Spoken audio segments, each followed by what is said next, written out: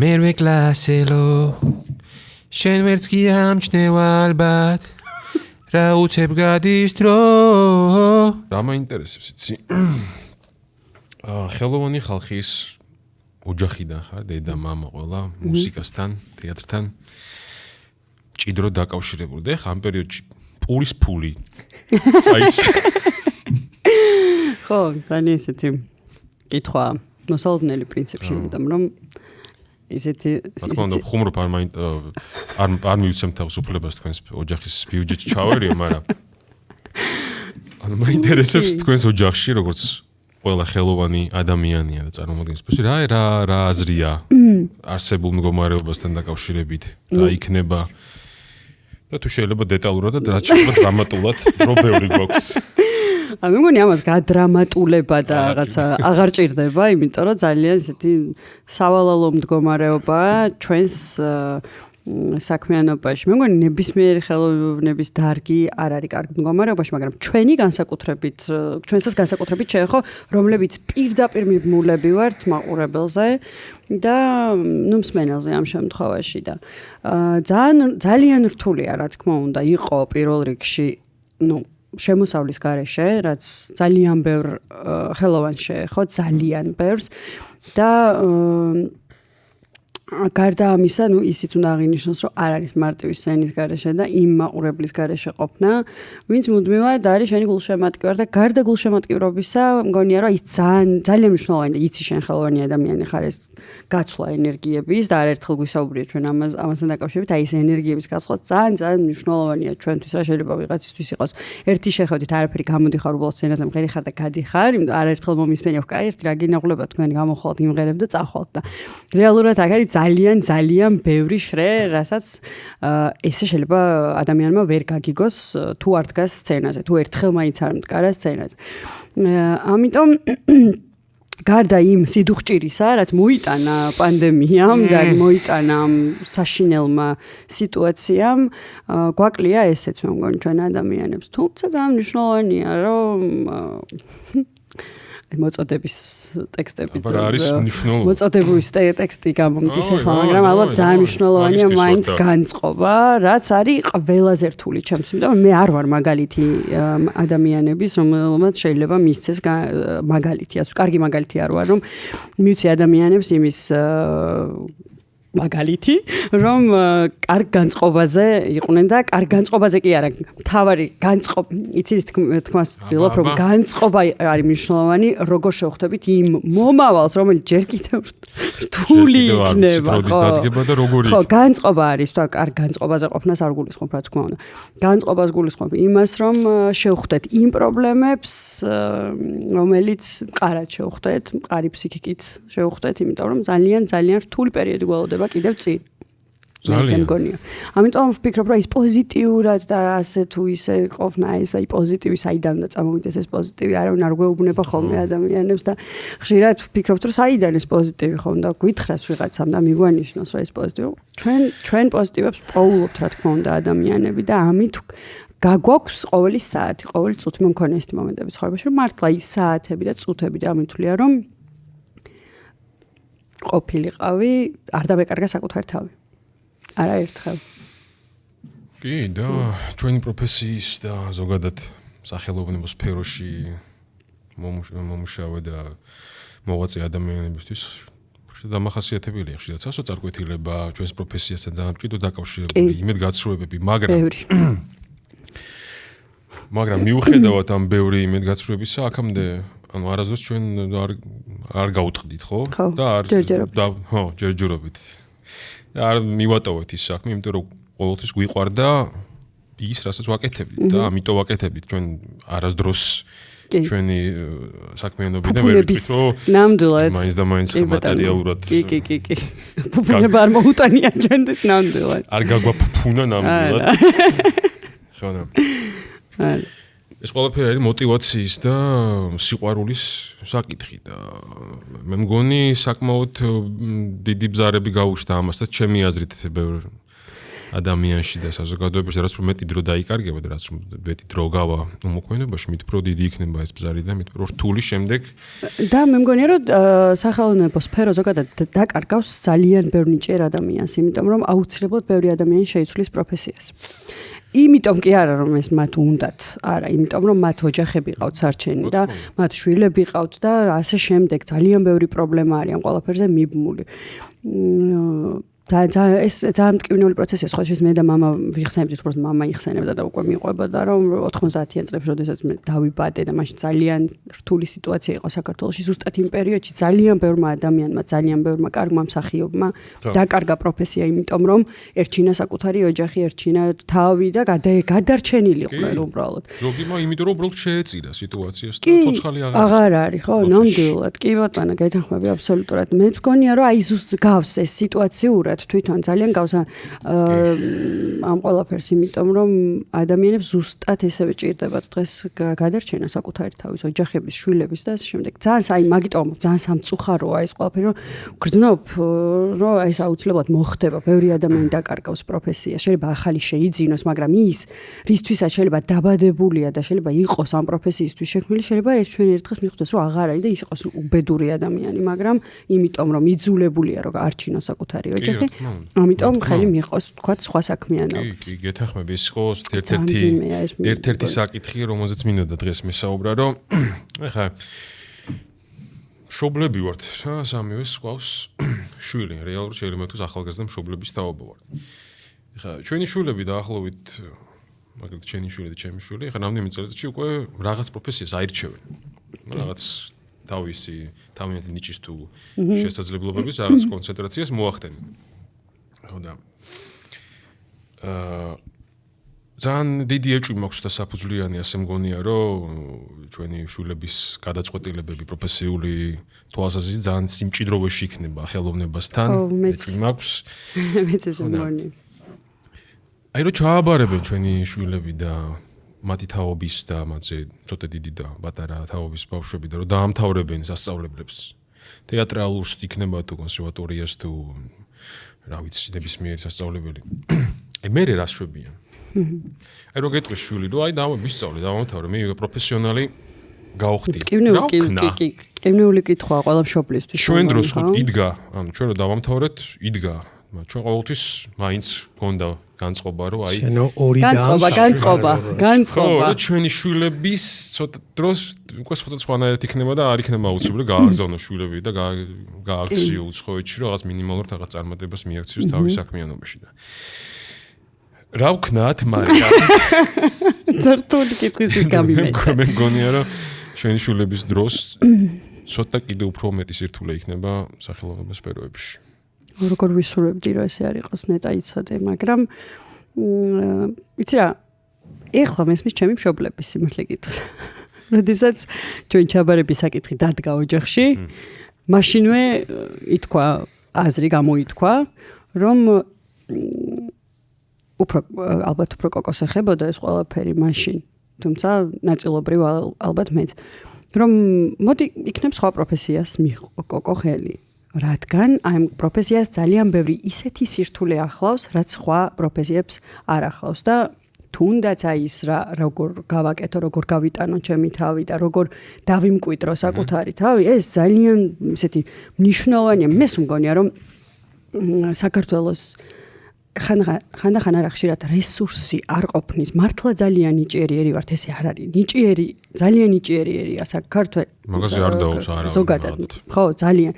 და ყოველთვის უჭირს კვება ამ თავისი ნიჭიერი ადამიანების შესაბამისად, თუნდაც ის სამუშაო ადგილები, ხა მე ძალიან წვრილმანდები და შეიძლება უხეშადაც ვამბობ, მაგრამ თუნდაც ის სამუშაო ერთი ადგილი რომ გამოძებნო და იპოვო და დაიმკვიდრო საკუთარი თავი, ხო, ძალიან რთული ხდება ეს ჩვენთვის და ჩვენ შვილებს რაც შეეხება, მე ხანდახან ვფიქრობ, რომ არ არაერთხელ მithქვამს ელენესთვის, რომ რა გინდა ცხოვრებაში, რომ აკეთო. და მე მიყვარს რა თქმა უნდა, ხშირია ეს რა თქმა უნდა ბავშვებში, რომ ვთქვას, რომ მე მინდა მხოლოდ ცეკვა და სიმღერა. მე ხვდები ელენე დაახლოებით, ხო და მსახიობობაზეც აქვს ეს სურვილები. არც ერთ პროფესიაში არ მინდა რომ გადაეშვას თავით, იმიტომ რომ თუ გადაეშვები თავით, ეს არის უდიდესი თავგანწირვა, მსხვერპლ შეწირვაც ალბათ და დიდი სიყვარული. აი ესეთი უანგარო სიყვარული ქვია მაგას, იმიტომ მე ჩემი პროფესია მართლა ესე მიყვარს ზუსტად და ამიტომაც ვარ დღემდე ალბათ. ამას არ არის ესე. უნებრივია, ამიტომაც ვარ და ზუსტად ის სიყვარ მე ვიცი რა სიყვარულს და როგორ მიჯეჭულობას გამოიწვევს ელენეში ეს ყველაფერი და როგორ ვეღარ დათმობს და როგორ ეტკინება ჩვენ ვერ დავიცავთ მართალია ჩვენ შვილებს ბოლომდე იმ ტკივილისგან და იმედგაცრუებებისგან რაც ელოდება, მაგრამ თუ შემიძლია რომ ხელი შევუწყო მაქსიმალურად იმას რომ სწორ კალაპოჩი ჩაჯდეს და სწორი გადაწყვეტილება მიიღოს, ამასაც უნდა ვეცდები, თუმცა საბოლოო გადაწყვეტილებაში მე როგორ გითხრა, არ მეკისრება, ასე ვთქვათ, ვერ ჩავერევი ერთი სიტყვით რა ელენეს საბოლოო გადაწყვეტილებაში, თუ მე მეტყვის რომ მე ესე მინდა, აი ამიტომ მინდა ეს პროფესია, თუნდაც მსახიობობა, თუნდაც მომღერლობა გამიჭირდება რომ ხელი შევუშალო, თუმცა მაქსიმალურად მივანიშნებ იმ სირთულეებისკენ, რაც ელოდება წინ, მაგრამ ვერ ჩავერევი, იმიტომ რომ ეს იქნება ძალიან დიდი შეცდომა ყველა მშობლის, ხო, როდესაც საკუთარ შვილის გადაწყვეტილებაში ერევი. კი ბატონო, თან ხა ვისაც შვილი ყავს, ყველა მიცის და ვისაც გონია შემთხვევა რომ დაიწყებენ ხოლმე ხან ეს მინდა, ჯერ ერთი რაღაცა უნდა, მე ის უნდა, მაგრამ როცა მართლა რაღაცა შეიყვარებს ბავშვი და როცა მართლა რაღაცა უნდა და მშობელი თქმა უნდა ამჩნევს ამას, ხო? რა თქმა უნდა. და ძალიან მნიშვნელოვანია რომ мотивация სწორედ იმისკენ წავიდეს, რომ აი წუდი კაია, გასაგებია რომ ძალიან ბევრი სირთულე ხა.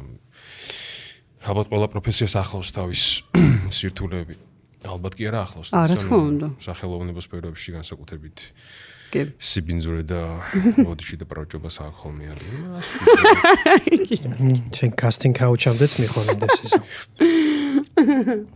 რთულია, ნამდვილად უდაოდ რთულია, მაგრამ მაინც იმედი მაქვს ამ ჩვენი მომავალი თაობის და საოცარი ბავშვების, რომლებიც სწორ გადაწყვეტილებებს მიიღებენ ცხოვრებაში.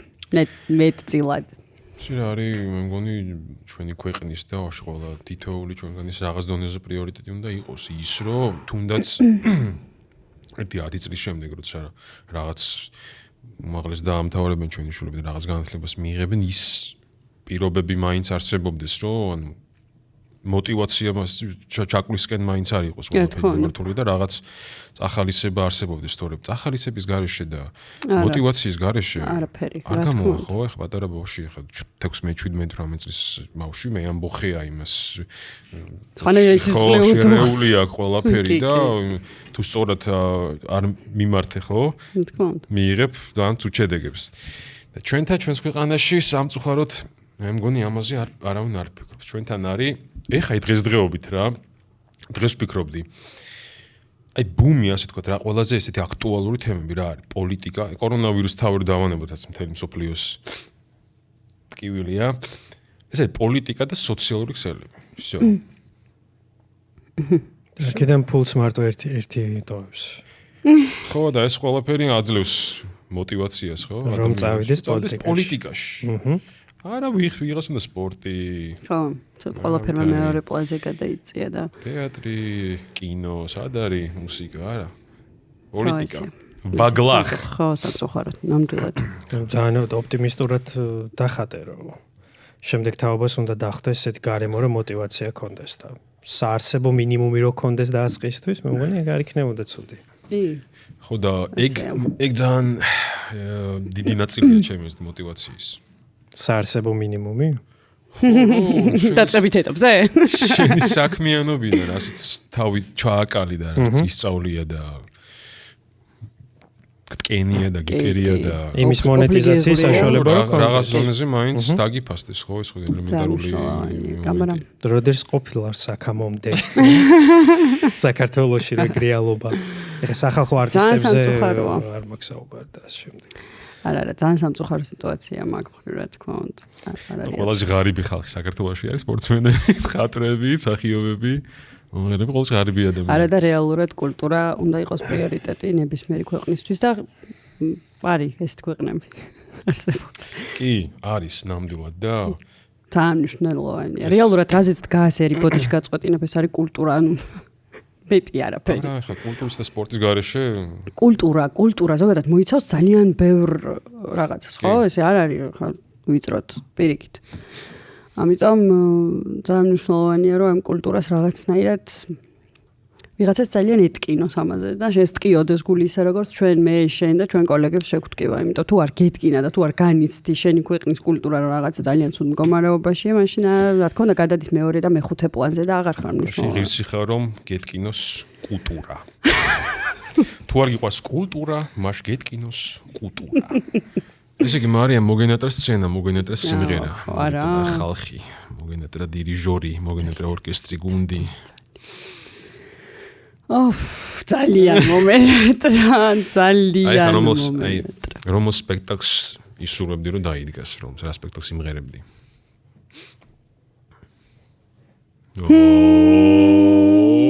ეხა არ შემიძლია რომ არ გავიხსენო რა, რატო წამომივიდა ეგ და მე უკვე სხვა ოპერები. ყველაზე ბედნიერი წლები, როდესაც მე და შენ კონსერვატორიაში ვსწავლობდით. დიახ. და ვდგამდით სპექტაკლს, ოპერას სიყვარულის ნექტარი. კი ბატონო. აი წამით მაინც ჩავარდებოდი. თუ ოცნება იყოს, ხო? აი ზუსტად იმ სიტუაციაში ჩავარდებოდი და ვიმღერებდი ისევ თქვენთან ერთად მართლა გენიალურ ოპერას სიყვარულის ნექტარს და თუ სიყვარულის ნექტარს გადავახტები ახლა და გადავალ კიდე სხვა ოპერებზე, მე მივყვები და რა ვიცი, ტრავიატა, ლუჩია, ბევრია ესე რა. ვერ ვიტყვი ესე ერთად. Rigoletto რა თქმა უნდა. ანუ buongiorno ragazzi, signori. ხო, შენ არ მოგენატრა, მე ძალიან მომენატრა. როგორ არ მომენატრა მარიამ, ძალიან მომენატრა. და ძალიან მნიშვნელოვანია, რომ დროულად აღდგეს ეს ყველაფერი რა, ჩვენთვის ძალიან არა მარტო ჩვენთვის, იცი რა. მე მაგალითად ძალიან მიყვარს თეატრი. დრამის თეატრს გულისხმობ ამ შემთხვევაში და ჩემთვის არის ერთგვარი განტვირთვაც აღარ არის, ეს არის ჩემი ცხოვრების ნაწილი, მე წავიდე თეატრში საღამოს, დავჯდე სპექტაკლს, ვუყურო და წამოვიდე. მე არ მჭირდება კომპანიონი ამ შემთხვევაში, მარტო ვახერხებ ამ ყველაფერს, იმიტომ რომ ჩემთვის რაღაცნაირი ძალიან დიდი როლი უკავია თეატრს და თეატრალურ ცხოვრებას და მე როგორც მაყურებელს იმდენად მაკლია თეატრში სიარული და სპექტაკლის ნახვა, რომ აი ვერც ვიტყვი ამას, იმიტომ რომ ყოფილა რომ აი დღეს რომ სადმე რამე სპექტაკლი იყოს, ალბათ რა სიამოვნებით წავიდოდი და ვნახავდი, იმიტომ რომ მე ამით საზრდოობ, მართლა სულიერად, იმიტომ რომ ჭირდება ზოგი სხვა რაღაც, ზოგი მხოლოდ მუსიკით, ზოგი კინოთი აკეთებს, ზოგი სახვით ხელოვნების ფანია სიტყვაზე ვამბობ და მიდის გალერეაში ნახო. მე ძალიან მიყვარს თეატრი, ძალიან. და არა მხოლოდ როგორც შემსრულებლის კუთხით არ ვამბობ ამ შემთხვევაში რომ გვაკლია სცენა და გვაკლია სპექტაკლები და ასე შემდეგ. არა, როგორც მაყურებელი, მართლა რიგითი, მე ვარ რიგითი მაყურებელი, რომელსაც ძალიან უყვარს თეატრი და რომელსაც ძალიან სჭირდება ეს ძალიან. მე მგონია რომ მარტო არ ვარ ამ თეატრის სიყვარულში, ხო, როგორც კიდევ ვამბობ, როგორც შემსრულებელი არ ვამბობ, როგორც მაყურებელი. ძალიან ბევრია ჩემნაირი, ვისაც ძალიან აკლია ზუსტად ის საზრდო, სულიერი და რაღაცნაირი ძალიან თავის სამყაროში კიდე ერთი მარცვლის ჩადება ამ თავის სპექტაკლებით. მე ჩემთვის ძალიან მნიშვნელოვანია ერთი სიტყვით რა. ყოველს თავის ყოველდღიურობისთვის არის ძალიან მნიშვნელოვანი. თავის, ასე ვთქვათ, რაღაც თავშესაფარია აქვს, სადაც რა თქმა უნდა. თავისუფლდება იმ სტრესისგან და თვირთისგან, რასაც რაღაც პერიოდის განმავლობაში იღებ და იცლები თავისუფლდები. შენთვის თეატრი, ოპერა, ბალეტი, ვიღაცისთვის ფსიქოტროპული საშუალებები. ხო, ვიღაცისთვის წიგნი და ძალიან ბევრი რამ, ძალიან. ჩემთვის ესია და მე მინდა რომ დროულად. მე იმედი მაქვს, რომ ამ რაღაცა საშინელებისგან გავთავისუფლდებით მალე, იმიტომ რომ უკვე დროა. და რომ ან ხა მამაშვენი აქტიური ასე ვთქვათ, მსახიობია შენი ძმას და რა ხდება თეატრ? ანუ ჩვენ მე ზუსტად ვიცი რომ ოპერა ყველას ბოლოს გაიხსნება. მასშტაბი იქიდან გამომდინარე ხა სხვა მასშტაბია და 10-ჯერ მეტი ადამიანია სცენაზეც და იმის მიღმას და დარბაზშიც. ძალიან დიდი ჩართულობა ადამიანების და ანუ ჩვენ ყველას ბოლო ასე ვთქვათ ინსტანცია ვართ. და თეატრი მესმის რომ საკმაოდ თავმდაბალი და ასე ვთქვათ მშვიდი ხალხი ვართ ეს მსახიობები, მაგრამ რამე ძვრები არის, თქვათ, რომ აი თქვათ ერთ თვეში რაღაც კი, რაღაც მოხდეს ისეთი. არის რაღაცები, რაც მე ვიცი რამდენიმე თეატრმა უკვე აფიშაც დადო, როგორც ვიცი. და ემზადებიან სპექტაკლებისთვის, რომელიც იყო აქამდე დადგმული და სხვა შორის ერთი სპექტაკლი ხარ, რომელიც პირველი გამახსენდა არის ორთაბოდვა, რომელიც ჩემო ძმამ კოკომ დადგა და იყო ძალიან საინტერესო.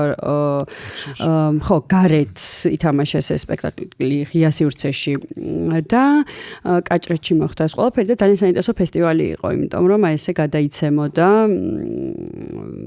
ლაივში სპექტაკლები და კარგი საქმე გაკეთა იმით, რომ რამდენიმე სპექტაკლი დაიდგა, ანუ აი ესე ძალიან ხო ხვდები რომ ყველაფერი გაჩერებული იყო და ამ დროს დაიდგა რაღაცა გამონათება იყო ყველასთვის, მსახიობისთვისაც, რეჟისორისთვისაც, ჩვენთვისაც, მაყურებელ ყველასთვის და პირველი რატო გამახსენდა აი ხა ორთაბოდვა, რომ მოზარდ მაყურებელთა თეატრმა დადო აფიშა, რომ ორთაბოდვა იქნება აპრილის თვეში და რა თქმა უნდა სხვა თეატრებიც დარწმუნებული ვარ, შეიძლება მე არ ვიცნობ და უკვე ძალიან ბევრმა დადო აფიშა, მაგრამ ასე ვთქვათ, აი აპრილიდან უკვე მე მგონი ეს სისხლი ნელ-ნელა ხო ამოძრავდება, კი აუცილებლად, იმიტომ რომ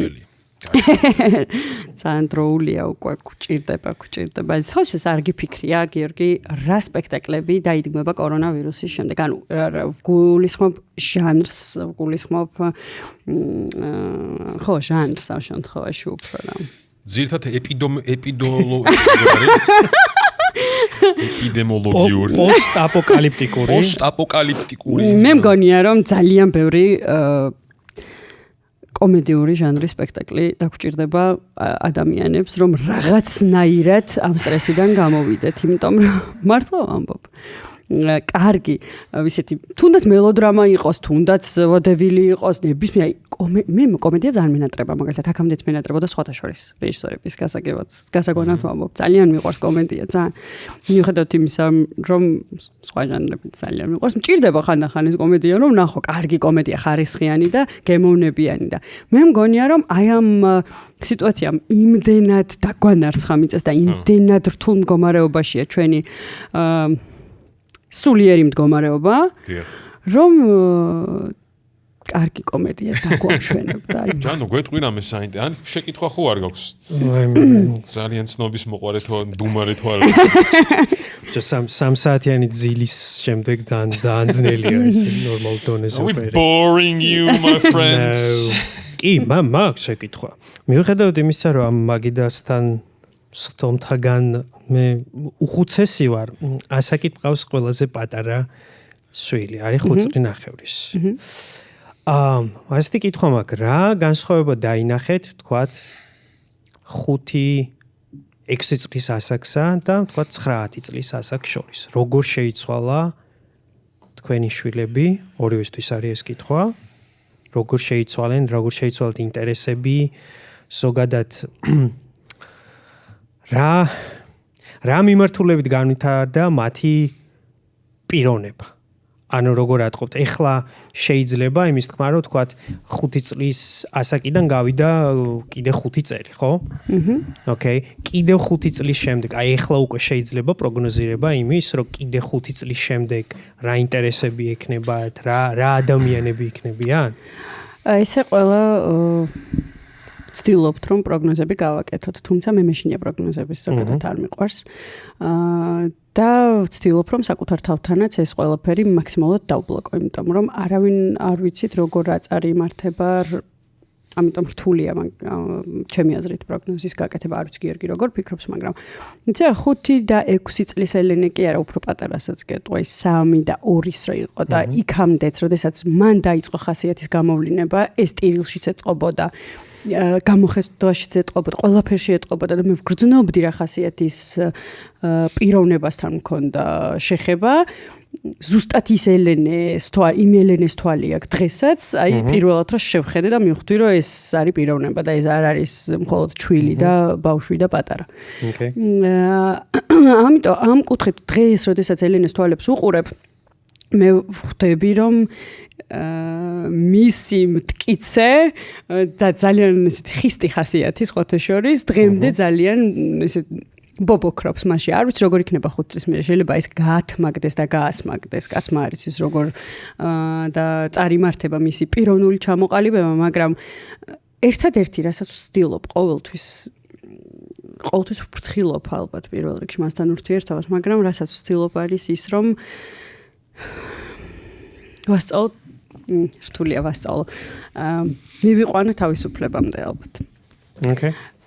და ვფიქრობ, რომ თავისუფლება ჩარჩოს გარეშე არ არის თავისუფლება. და ამაში მე რთულია ამის გარწევა ჩემი აზრით, მაგრამ ძალიან ვცდილობ, რომ მასთან ერთად ვიპოვო თავისუფლება. მე დღეს 31 წლის მარიამმა. ერთად ვიპოვოთ პასუხები კითხვებზე, მასაც აქვს, მეც მაქვს, ძალიან ბევრი მაქვს. მე ვთვლი, რომ ელენესთან ერთად გავიზარდე ის, მე 20 წელს ვიყავ ელენე რომ გამიჩნდა და ვერ ვიტყვი, რომ ბევრ საკითხთან მიმართებაში უკვე პასუხები მქონდა, არ იყო ასე. დღემდე არ მაქვს და კიდევ არ მექნება. რა თქმა უნდა, არ მექნება, ამიტომ მასთან ერთად ფეხ მივყვები ელენეს და ძალიან ბევრ რაღაცას ვსწავლობ. ძალიან ელენესგან, ელენეს დამოკიდებულებიდან, ელენეს გამოხედვიდან, ელენეს სიტყვი, ყველაფრიდან აბსოლუტურად და სულ ვცდილობ, რომ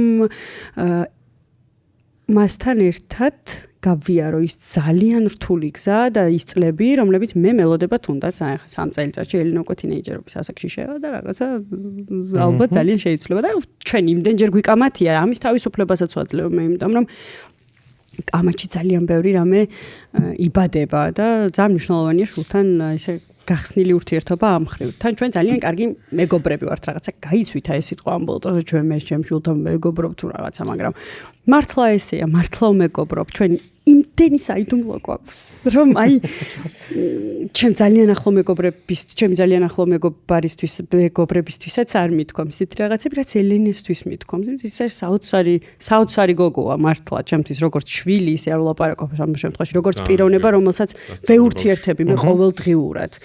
ამიტომ რაღაცებს აი თავისუფლება ერთად სულიერი თავისუფლების მოპოვება არის ძალიან მნიშვნელოვანი ყველა ადამიანს პირველი არ ვარ და უკანასკნელი ვინც ამას ამბობს და მე მინდა ჩემ შულთან ერთად ვიპოვო ეს ყველაფერი. ეს არის ჩემთვის ძალიან საინტერესო პროცესი, რომელსაც გავდივარ ყოველდღიურობაში. ამიტომ თავისუფლება ალბათ რაც მნიშვნელოვანია ჩვენთვის, ადამიანებისთვის. დღესაც მე დღეს ვხედავ ელენეს თვალებში თავისუფლებას და არ ვიცი როგორ იქნება წლების მერე. იმიტომ რომ ის ბავშვია. Okay. Okay. არ ვიცი გიორგი რას ფიქრობს. Girl power. რა დავამატო. პასუხი. გეთანხმები მარიამ, ხა შენ თავისუფლებას რასაც ეძახი და რა თქმა უნდა. ამის ყოველმხრივ თავისუფლებას, იმე გეთანხმები იმაში რომ მშობელმა უცხო თავად უნდა მონახოს ეს თავისუფლება და თუ თავად მშობელმა ვერ მონახა, ის ფაქტია, რომ ბავშვი მშობლისგან იღებს ძალიან ბევრ რამეს. ბევრ რამეში ბაძავს, ხა მაგას ალბათ ჩვენ ნიშნავდი და მშობლის წვლილი მის ჩამოყალიბებაში, როგორც ადამიანში, არ ძალიან მნიშვნელოვანი და არავინ არ თქვას, რომ ძალიან დედასაც და მამასაც და სასურველია ბავშვს ორივე ჯანსაღი და დაალაგებული ყავდეს, ორივე ყავდეს. სამწუხაროდ მიშვიათი ფუფუნება გახდა ამ მოლოდოს.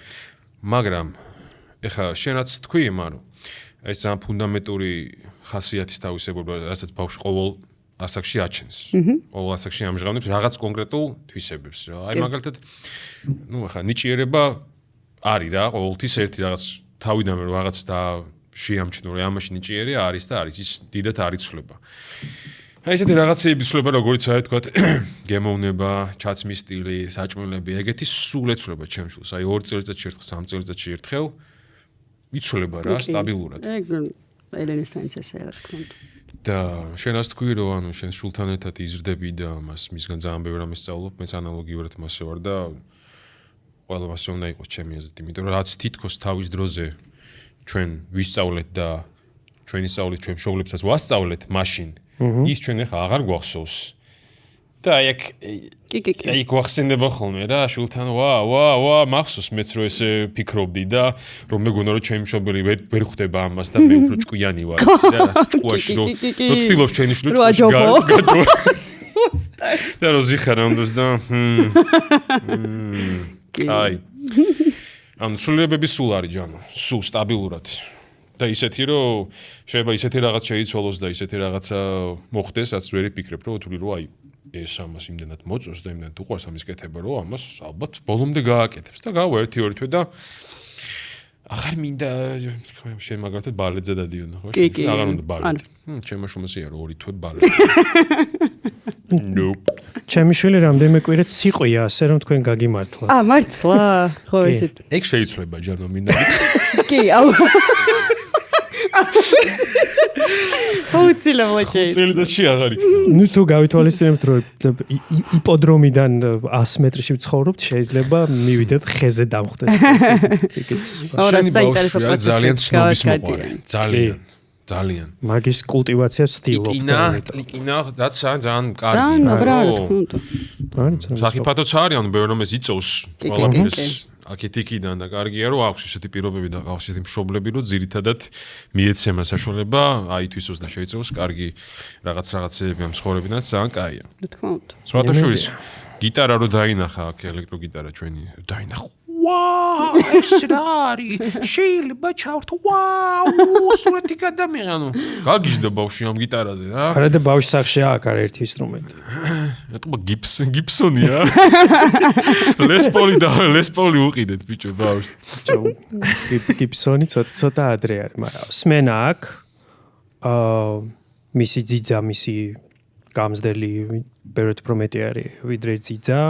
მასა კლასიკური მუსიკალური განათლება, სოფლიო დონის პიანისტი აღუზარდა სამშობლოს და ისიც ცდილობს რომ აი დღეს ზუსტად მეცადინეობდნენ და რაღაც ნოტების რვეული უყიდა, ნოტების წერა სწავლობს და სმენ რაც მე არაძოს არ მქონია ეს რა კაი რაღაცა ეს თანდაყოლი. თითქმის არაფრის ნიჭი არ მაქვს თანდაყოლი. რა მაგარი ის არის რა. ბონუსი რომ ან სმენა გაქან ხმა ან ხატავან არ ვიცი. It's also a huge pain in the ass, my friend. Depends on the ass. And the pain. Some might enjoy it. ნო, ძალიან დიდი გამოწვევაც არის. და მე მგონი თქვენ ორივეს დაგეხმარათ ის რომ რაღაც მინიმუმ 5-დან 10 წლამდე განდიკაპი ქონდათ ჩემთან შედარებით, იმიტომ რომ მე თითქმის 31-ის ვიყავი რომ ეყოლა. ჩემი შვილი ასე რომ. კი, შენ რამდენი ხავი? 25? 26. Okay. Okay.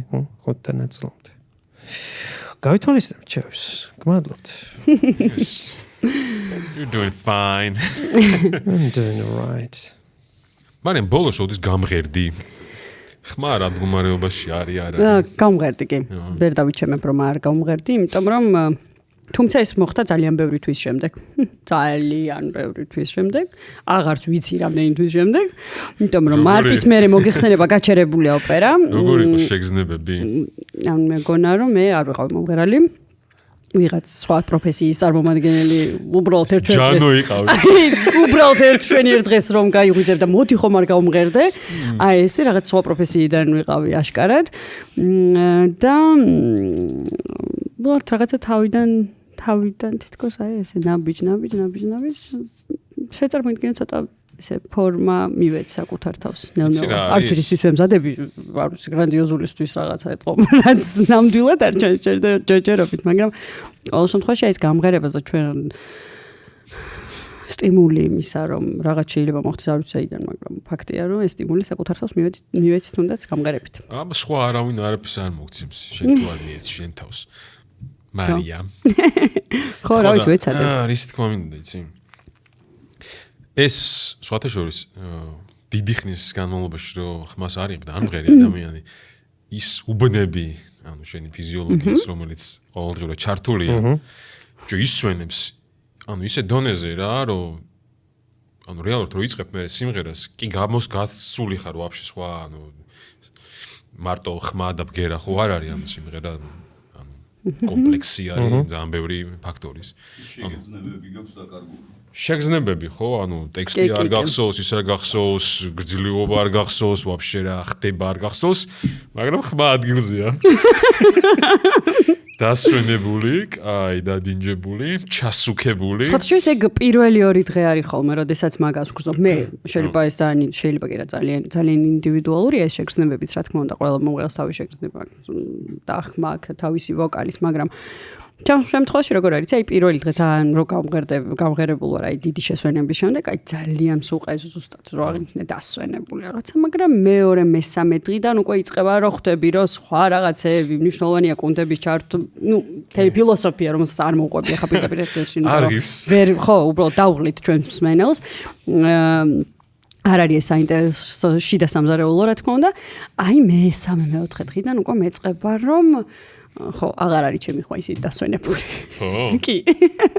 და დავეწყო, აი საწყობას რაც ჩვენ ვეძახით, ფაქტია რომ მე იწყება აწყობა ვოკალური. საწყობები კი ვართ ის. ვართ. ძალიან დაშლილები ვართ. მუსიკას თუ არ ჩავთვლი, შეხედე ისეთი აწყობილია რომ. ბესო აწყობილია. რას გვეტყვი კიდე რამე დასასრულს შემოხდა? იცი რა დასასრულს ვიტყვი იმას? ექნება რამე სათქმელი. სათქმელის მეტი რა არის, მაგრამ